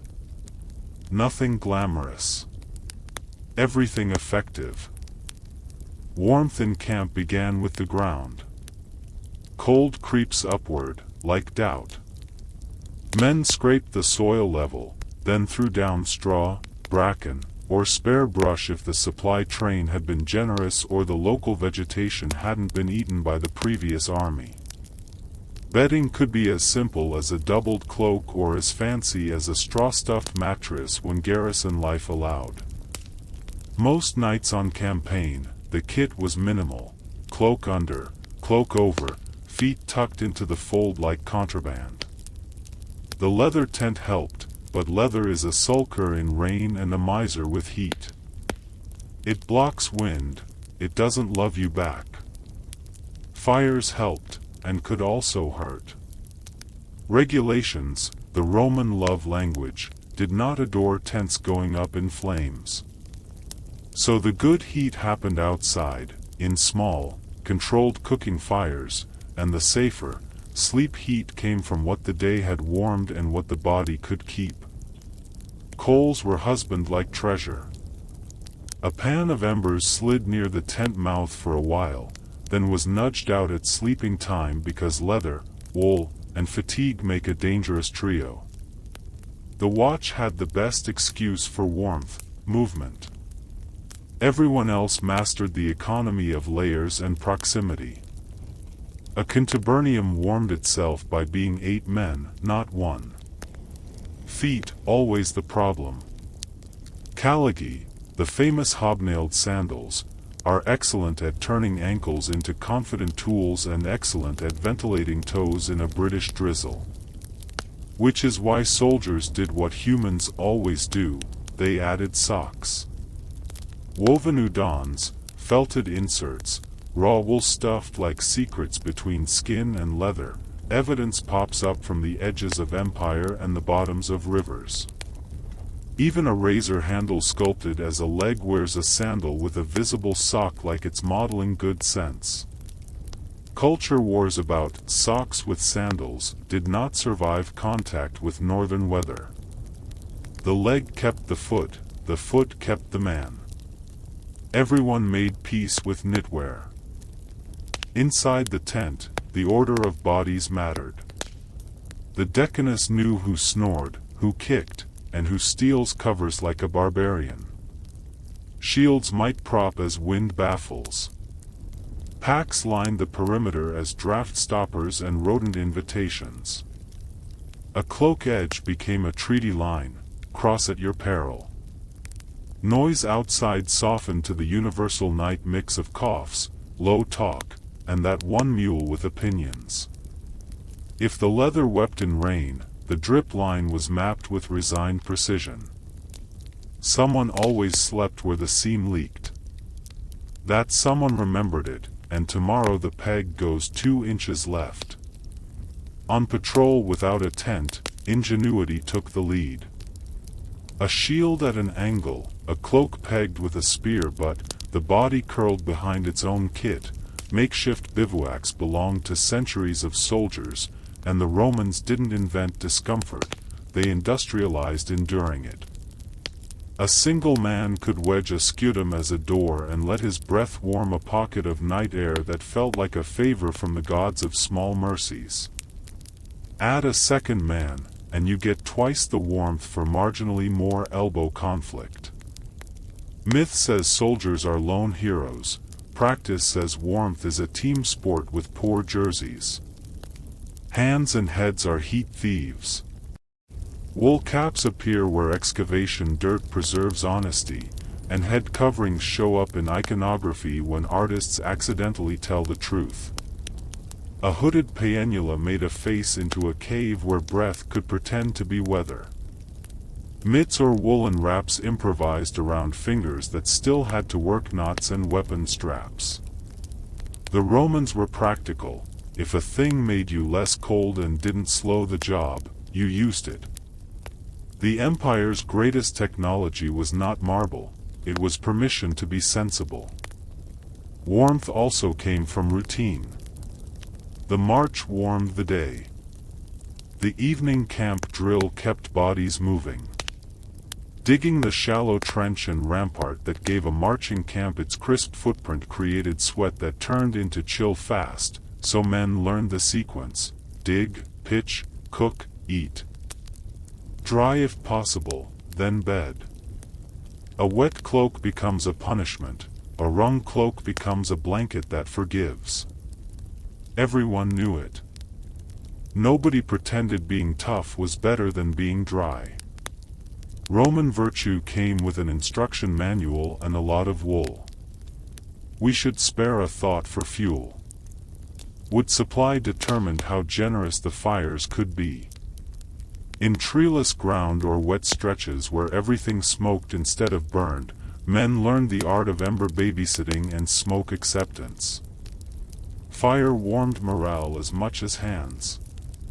But smoky eyes don't sleep well, and tents don't like sparks. Fires stayed social and exterior. Inside, warmth was body, not flame. The best heating system was 8 exhausted men who had learned to turn toward each other without turning it into an argument. Cold weather garrisons changed the math a little. Permanent forts could stock straw, issue better bedding, and teach soldiers the craft of investing in future warmth. Dry tomorrow's wood today, dry tomorrow's cloak by not ruining it tonight. Barracks weren't luxury. They were repetition under a roof and the privilege of waking up where you lay down. Even then, wool socks found their way into sandals, and a legionary's favorite piece of furniture was a brazier at a distance his centurion tolerated. If there is a Roman version of cozy, it's a brazier's iron glow reflected in 8 pairs of very tired eyes. If you're wondering about the glamour of officer life, yes, senior tents were taller, and senior rooms in stone forts sometimes had floors that weren't entirely vindictive.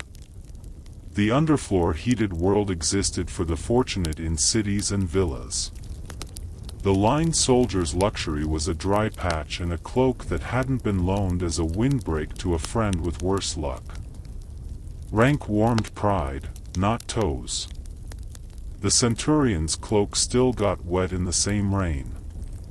He was cold with a better title. Night watch rotated like a quiet threat and a quiet mercy. The man outside the tent stayed warmer by walking. The man inside the tent stayed warmer by not being outside.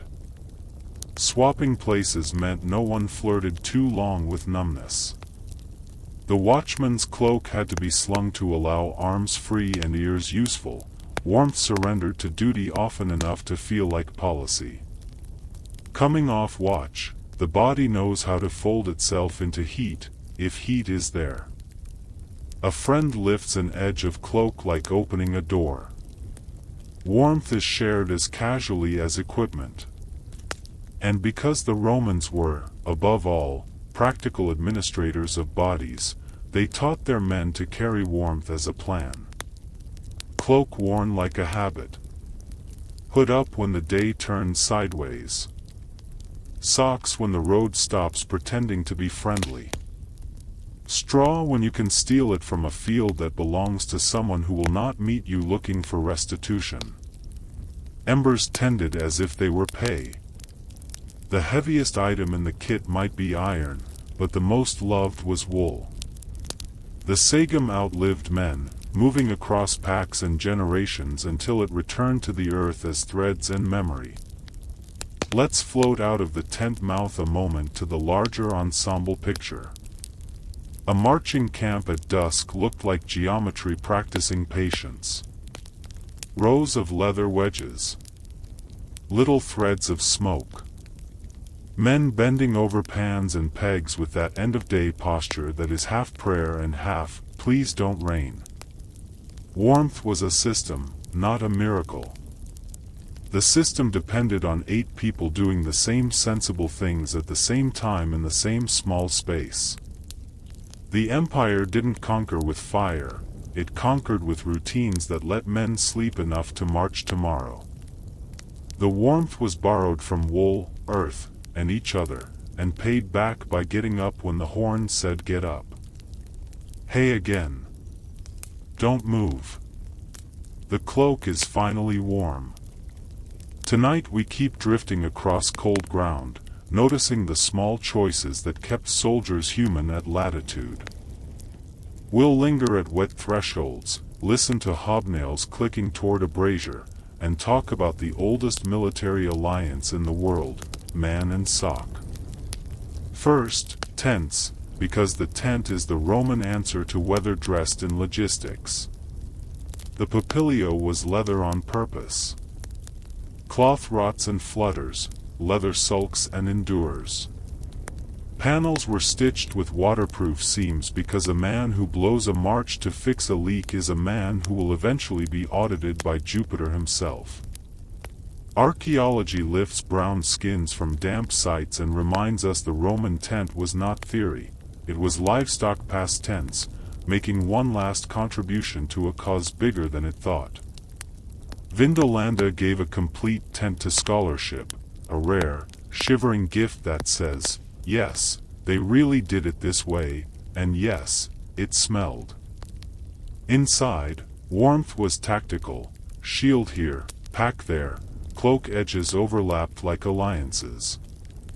The decanus placed the men like furniture that produces heat.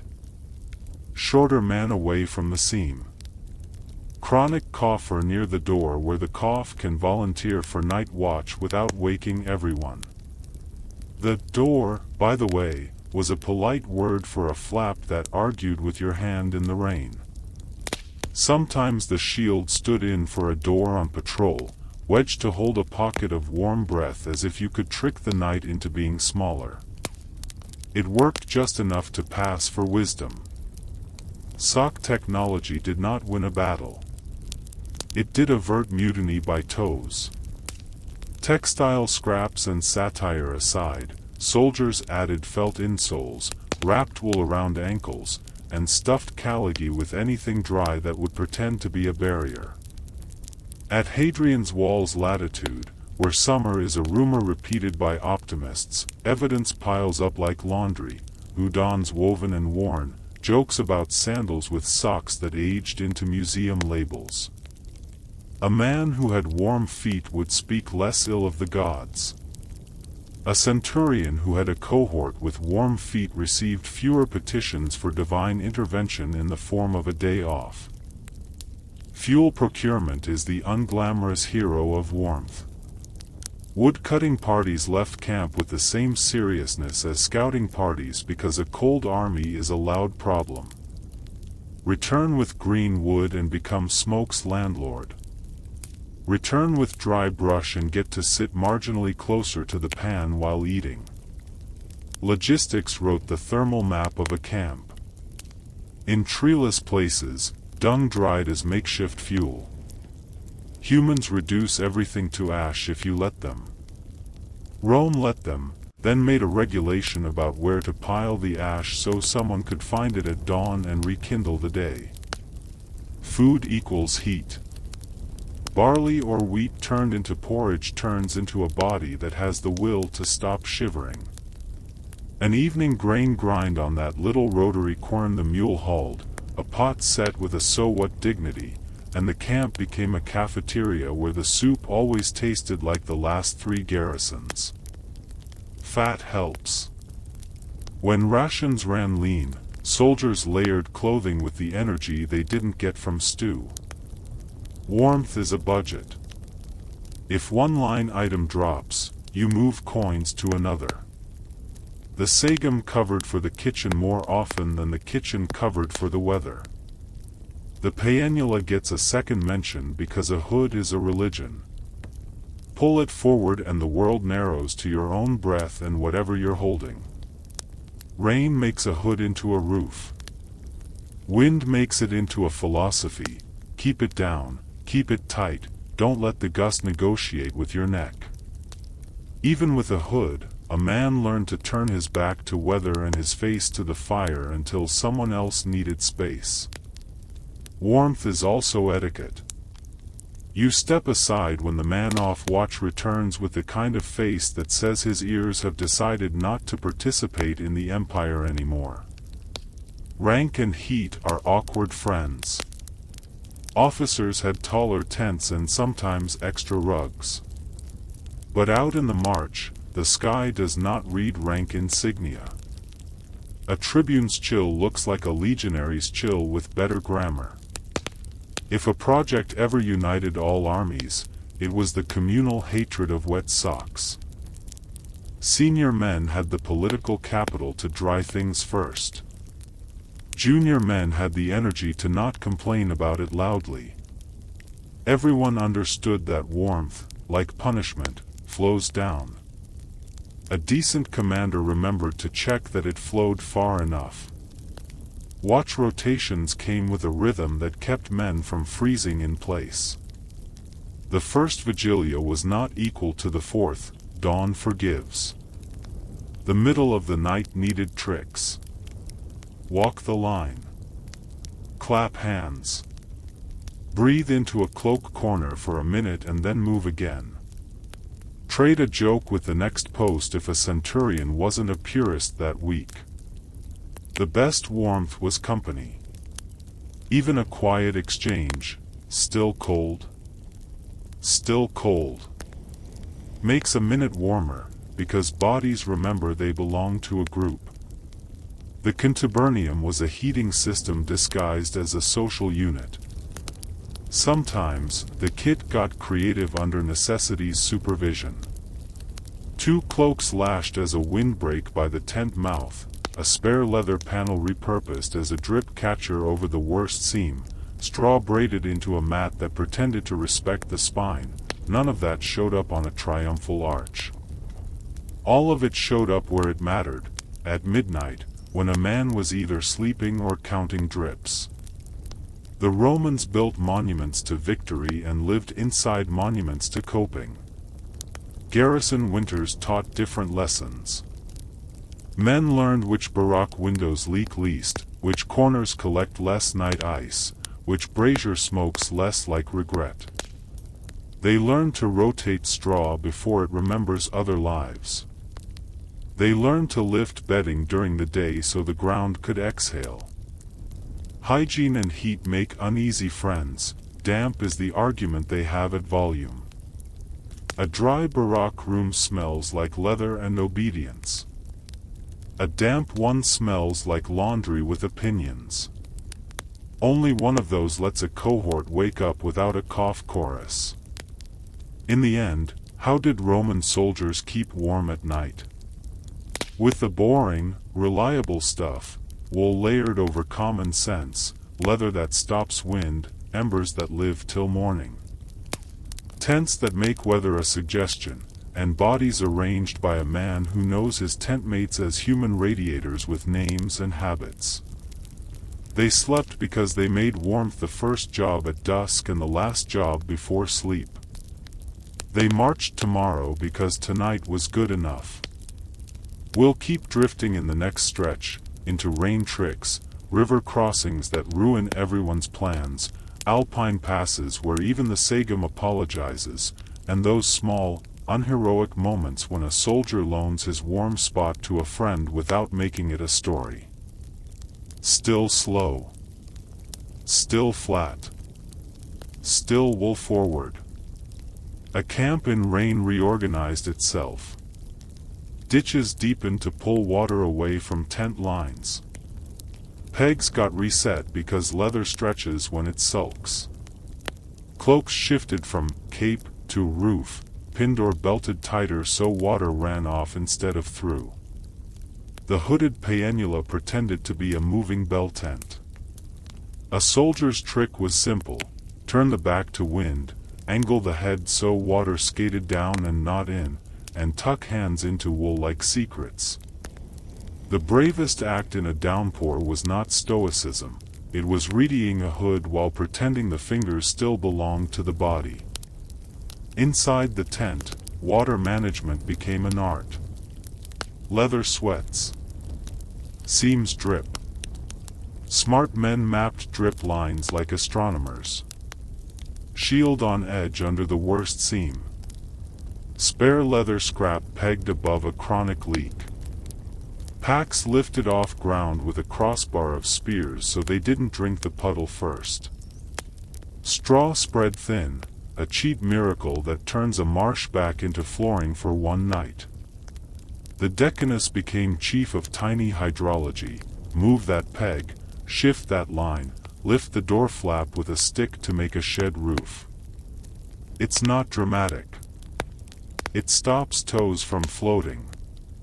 That's enough. Cooking in rain had a script. Fire pans raised on stones. Windward screens built from shields and discretion. The mantra was, small fire, close men. Large flames waste heat and announce themselves to weather like a challenge. Coals do the quiet work, porridge thickened, a bit of fat coaxed to behave, the sort of stew that tastes like tomorrow will be manageable. The pan's edge warmed hands. The steam warmed faces. The rest was a negotiation with damp. River crossings were the bullies of warmth. Water strips heat faster than pride. The rule was preparation that looked suspiciously like common sense. Cloaks off and held high if the crossing is deep. Sandals tied to belts if the bottom promises to steal them. Gear wrapped in leather and hope. On the far bank, the race begins: fire, friction, wool. The smartest men had a dry scrap reserved, a cap, a wrap, a rag to rescue fingers. Even a felt insole kept in a bag could reset the day's chances. A commander who arranged fires on the far bank was worth 3 extra blankets in reputation. That's leadership: predict the shiver and greet it with embers. Alpine cold demanded new respect. The sagum was heavy, but the mountain does not read weight, it reads layers, breath, and pace. Cloak over tunic. If fortune smiled, an extra wrap under harness where metal bites. Hood up, then tighter, because wind in a pass behaves like an idea determined to be believed. March rhythm adjusts, shorter strides, tighter files, more frequent checks that fingers still report for duty. Night in that air turned tents into low brown miracles. Ground insulation mattered more: evergreens, brush, anything that breaks the deal between bone and frost. A shared joke about toes reminded each man that toes still existed. Foot care was warmth care. After a wet day, sandals came off and wool went on, even if only for the hours between watch turns. Socks were not fashion. They were a truce between skin and empire. Felt liners turned a shoe into a room. Raw wool stuffed where straps rubbed made a difference bigger than pride. Nails tapped out of caliga soles to dry faster was the kind of tiny maintenance that saved an entire march from becoming a choir of complaints. The army that dries feet sleeps. The army that sleeps moves. Watch routines in foul weather were a lesson in active heat. Don't stand still. Walk the line. Swing arms. Check on the next post and trade a muttered insult kind enough to count as company. The cloak opens a slit for ears. The hood sits so rain hisses off instead of pooling at the collar like a grudge. Coming off watch, the ritual is wordless. Someone lifts a cloak edge, the cold man slides into the warm band, the group becomes a radiator again. Warmth is teamwork practiced so often it doesn't need to be taught. Inside the tent, body arrangement remained practical. Taller men at the dripless edge. Chronic coughers near the door. The one with the warmest hands got loaned out for not tying. The mule's blanket sometimes became a bargaining chip, dry wool that smelled like the future of compromise. Bedding rotated so the wet face becomes the dry one by midnight. It's domestic engineering conducted at the speed of shivering. Garrison seasons let men evolve from coping to planning. The barracks found its own thermal map, which corner fed drafts, which wall kept the sun's memory a little longer, which brazier smoked like regret. The decent contubernium assigned chores that were actually heat strategies disguised as tidiness. Straw turned. Bedding aired on any light wind day. Cloaks hung high where smoke dries better than sun in some climates. A corner chosen for quiet became a corner that stayed warm because bodies gather where arguments do not. Fuel remained the permanent problem. Wood parties ranged farther when the near ground had been turned into memory. In wet regions, men learned the unfairness of green wood and the patience of splitting, stacking, and pretending tomorrow will be drier. Dung burned with its own commentary. Soldiers decided that commentary was fine if the heat stayed. Ash pits collected at camps past fires. A clever man sifted for live coals and restarted a morning with yesterday's decision. The empire loved logistics because logistics made warmth reproducible. Rank still didn't save skin from weather. A centurion's cloak was better cut. A senior's tent had more headroom for pride not to bump. But rain fell democratically, and wind addressed everyone by their first name. The only consistent advantage was priority at the brazier and a stronger voice to enforce a fair turn. Warmth as justice looked like this: those off watch first, the oldest next, the clumsiest with knots never in charge of the pan. Food remained heat. Fat stood in for virtue. Grain gave the baseline. The man who sacrificed a bit of oil into the pot made friends faster than a witty remark. If a cohort had the luck of bacon, the night decided to be tolerable. The inverse also held. Thin soup meant tighter cloaks and a temperament that found jokes less funny. Commanders who kept rations steady kept tempers steady. That is as close as the night gets to politics. In storms, tents could be reinforced. Spare guy lines ran to stakes driven as if the ground were an enemy that could be convinced. Leather panels overlapped in a way that mocked rain's optimism. Door flaps were taught to behave with toggles. If wind still found a way, men turned their backs, hunched, and let their cloaks negotiate singularly with the weather while minds drifted to warmer places. Kitchens they left, taverns they invented, baths that belonged to other people. Imagination added 3 degrees. Not many. Enough to sleep.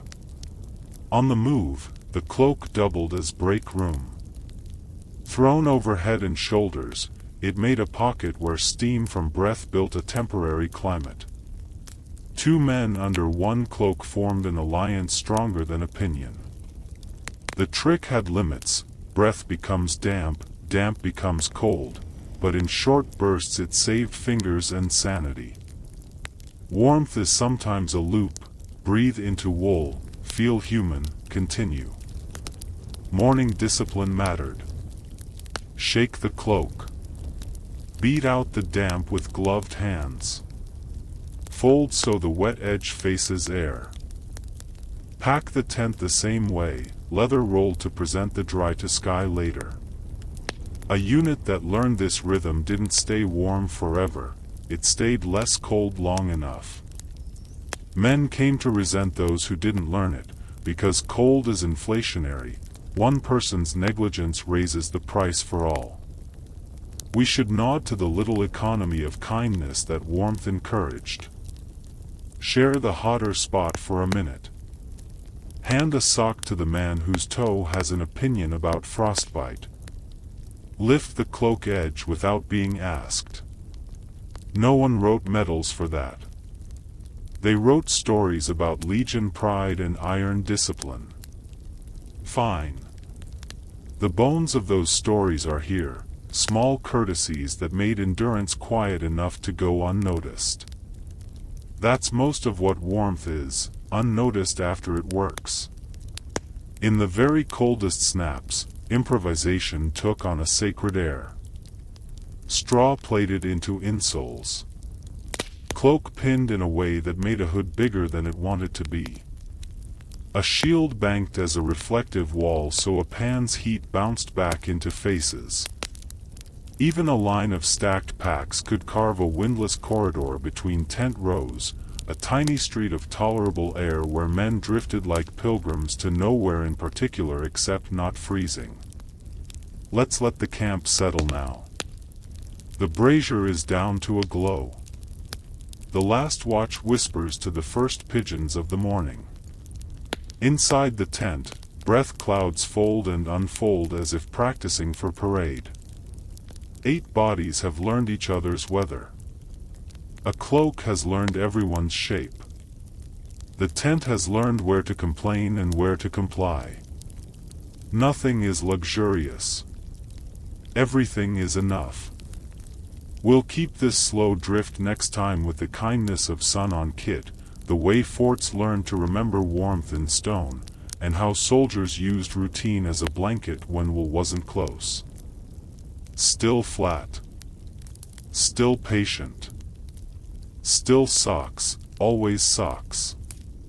A clear winter morning on the frontier didn't fix the cold, but it negotiated.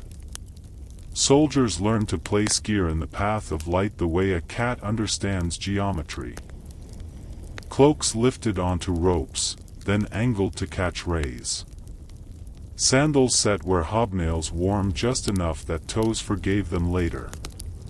Shields propped as reflectors, curved wood that bounced warmth back into a small triangle of tolerable air. No one called it a system. It was simply good sense rehearsed until it felt like instinct. Routine turned sunlight into policy.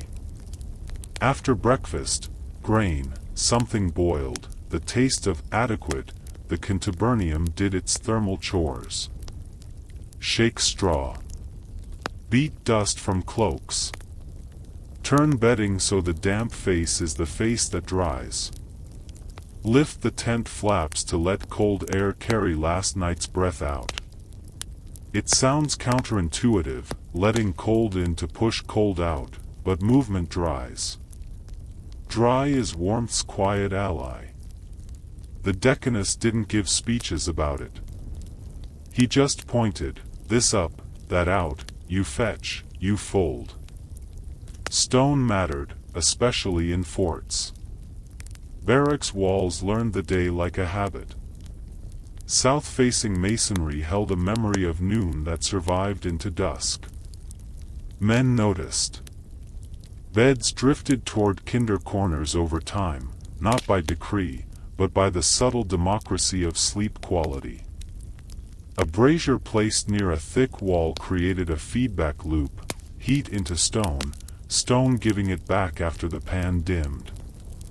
Everyone became an amateur architect by osmosis. They didn't use words like thermal mass. They used words like there, with a chin gesture. Wind was the rude guest. In a marching camp, leather and wool answered it. In stone, shutters and hangings took their turns.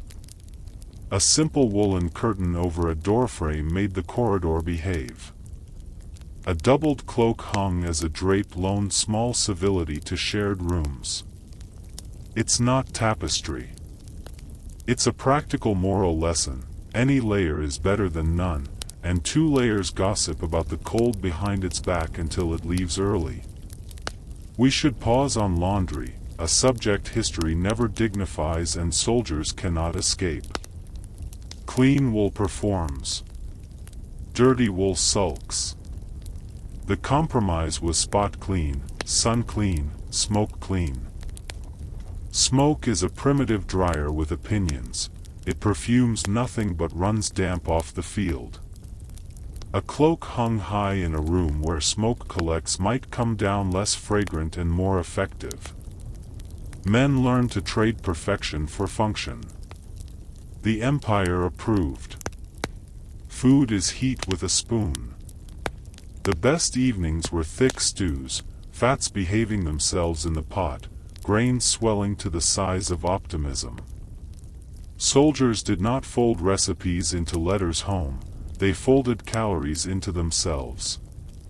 On lean days, heat budgets shifted, more movement, tighter cloaks, earlier sleep. On generous days, men stretched near the pan and told the kind of small jokes that make steam feel like weather they control. No toasts. Just a nod, a mouthful, a shared contentment that the pot had more to say. Tool maintenance was also a warming ritual. Polishing iron near a brazier made hands busy and blood warmer. Rubbing oil into leather straps, armor, sandals, the tense guy lines, kept cold from cracking the kit and kept fingers from sulking. Work generates heat twice, once in the doing, once in the avoiding of bigger problems tomorrow. A cohort with shiny buckles often had warmer hearts after mess. Confidence keeps body heat from evaporating through complaint. Then there were the little cheats that never made an inscription. Warming stones by the fire and tucking them near feet under a cloak. Slipping a scrap of felt across the chest just under the tunic like a private treaty with wind. Wrapping a scarf, the focale, around the throat with the stubbornness of a man who has learned that a warm neck makes the rest of the body pretend it's spring. The army did not issue genius. It issued opportunity for genius to repeat until boring. Watch changes stayed kind. The incoming post slid into the corridor of air the outgoing had briefly warmed by pace and breath. A handoff wasn't only the password. It was the lifted cloak edge, the "this spot's better," the "keep moving past the corner where it bites." Institutional memory can be a shout from a general or a whisper from a man with cold ears. The whisper lasts longer at 2 in the morning. On campaign, roads created their own heat logic. March makes warm. The danger is the pause. At a halt, men practiced a choreography that looked like fidgeting to the untrained eye. Stomp, shrug the cloak to trap air, flex the hand around spear's haft and strap, breathe into the hood edge, turn back to wind, then forward to check the next movement. The centurion who watched this and said nothing was wise. The one who ordered stillness to prove a point earned a quiet transfer request filed in the mind of every toe. Tents aged into personality. A repaired seam that dripped less than last month became lore. Don't sleep under the west ridge. Never trust the left peg in clay. These were not superstitions. They were tiny physics, taught by repetition and accepted like superstition because it's faster than a lecture. New men learned by being assigned the worst spots until they internalized the map. That's a lesson system Rome perfected, discomfort as pedagogy in short, unforgettable bursts. Socks deserve their own paragraph because they are warmth's little diplomats. Felt liners were the peacekeepers between skin and nail heads, between pride and weather. Knit or stitched udons, gifts from home or bought on the quiet, turned a sandal from an open argument into an acceptable compromise. Some men wrapped cloth around calves, fascia, to keep the lower leg from declaring independence. Leg coverings were culturally suspect in older Roman imaginations. Cold never read those old opinions. It wrote new ones in red on shins until everyone agreed to evolve. There's a kindness that emerges in cold that doesn't get recorded on triumphal arches. The man who sits closest to the pan moves aside half a palm width when someone comes off watch. The one with the drier cloak shares the drier corner because he knows tomorrow the rain will prefer him. A soldier offers his warmed stone to a friend whose feet have lost the plot. No speeches. No names attached.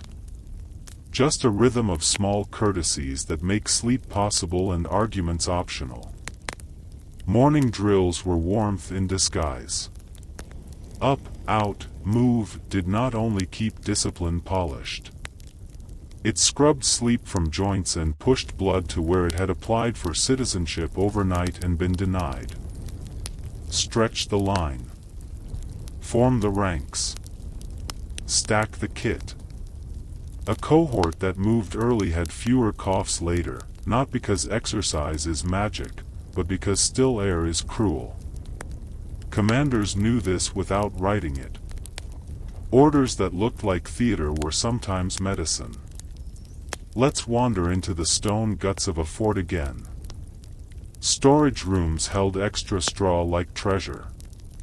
A well-kept store meant men slept on something that didn't complain audibly. The quartermaster, part accountant, part weather priest, noticed when bedding needed replacement before throats announced it. He is not a romantic figure in art. He is the reason a dozen men didn't spend a month learning the alphabet of bronchitis in chorus. When the sun had mercy, kit inspections doubled as solar therapy. Armor glinted because hands polished it in a plaza that absorbed light and handed it back through ankles and knees. The day pretended not to be cold for an hour. Men did not thank the sun out loud, they banked the feeling for the evening, when leather would try to tell them a different story. On the coldest days, camaraderie thickened like porridge. Letters were read closer to the brazier. Dice clicked in a circle that agreed to keep shoulders touching. Stories repeated because repetition keeps people warm in a way blankets can't. Veterans told newer men that this was not the worst winter, even if it tied for first place. The lie was kind and therefore true. We should take a moment for the mule, the camp's other radiator. Animals give off heat and opinions. A pack beast huddled near a windbreak added a degree to the air and a smell to the memory. Soldiers tolerated both because warmth is a coalition government. Humans, animals, stones, wool, kept together by necessity and the occasional apple core. Equipment took turns as heaters. A shield edge warmed by the pan became a hand warmer passed around, pretending to be nothing of the sort. A helmet set near a brazier warmed a scalp later like a benediction. Even the tent pegs, when rested in the sun, slid into ground with less argument, which reduced the number of swear words expelled into the weather's jurisdiction. As for officers and creature comforts, the difference is measured in extra rugs and standing headroom. A senior's room might have a brazier that lived in a safer corner because the rules flexed for rank. It did not mean toes were never cold. Rank remains the Empire's reliable heater for pride. The feet submit to physics. End of day, the camp became a star map of embers. Each contubernium's glow said, "We did enough." The soundscape mellowed, spoons tapping bowls, low talk, the shrug of wool settling into shapes learned over months. The night watch moved like a slow stitch through fabric. The perimeter held. Inside it, men slept not because it was comfortable, but because discomfort had been organized into something smaller than it wanted to be. Warmth, in this world, wasn't a fireplace fantasy. It was 100 little agreements, with materials, with weather, with each other. Cloaks remembered backs. Stone remembered sun. Hands remembered tasks that made the next hour easier. No one wrote poetry about it, which is why it worked. Poetry is for parades. Wool is for living. When we drift on next time, we'll keep the same pace. We'll idle through the winter festivals that let barracks pretend to be cheerful, the small contraband of comfort that slipped through rules without scandal, and the way long service turned cold into a familiar neighbor who stopped ringing the bell. Still flat. Still wool forward. Still the gentle arithmetic of staying warm enough to complain tomorrow.